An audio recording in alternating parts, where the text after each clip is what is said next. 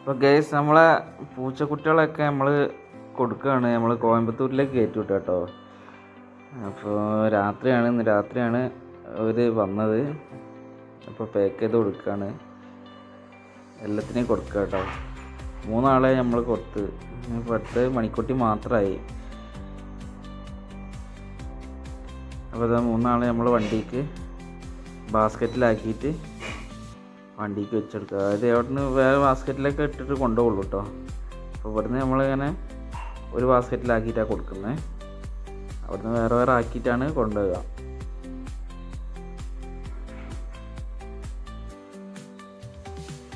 അപ്പോൾ അത് 3 ആളെ നമ്മൾ ബാസ്ക്കറ്റിലാക്കി സേഫ് ആക്കിയിരിക്കുന്നു.